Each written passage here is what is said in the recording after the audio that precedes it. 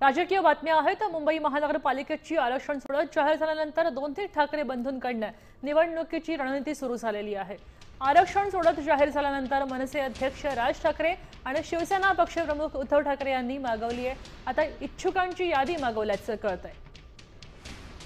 दोन्ही ठाकरे बंधू आता ऍक्शन मोडवर आलेले आहेत, कारण की आरक्षणाची सोडत जाहीर झाली आहे। तेव्हा आता राज ठाकरे आणि उद्धव ठाकरे दोघेही ऍक्शन मोडवर आल्याचं पाहायला मिळतंय। आपण पाहतोय की राज ठाकरे आणि उद्धव ठाकरे युती करतील का हा प्रश्न अजूनही सुटला नाहीये।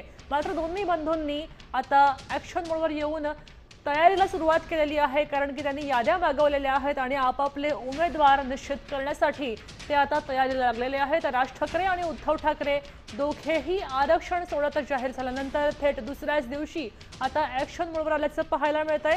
मनसेनं 2017च्या याद्या मागवल्यात, तर आपल्यासोबत वैदेही काणेकर जोडल्या गेलेल्या आहेत। वैदेही, आपण पाहू शकतोय की अजूनही युतीची बातमी नक्की नाहीये, मात्र दोन्ही ठाकरे बंधू आता ऍक्शन मोडवर आलेले आहेत। नेमकी अधिक माहिती काय देशील?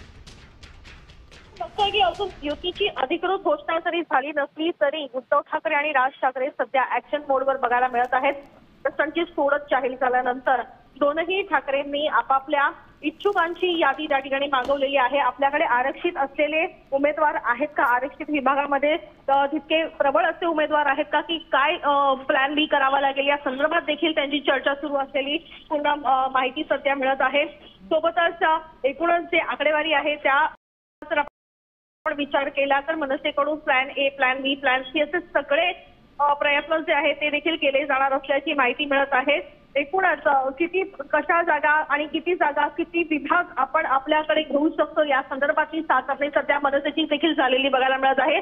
त्याच्यामुळे ऍक्शन मोडवर हे दोन्ही ठाकरे बंधू आहेत। येत्या काही दिवसांमध्येच आणखीन काही महत्त्वाच्या घडामोडी देखील या दोघांच्या संदर्भात बघायला मिळतील।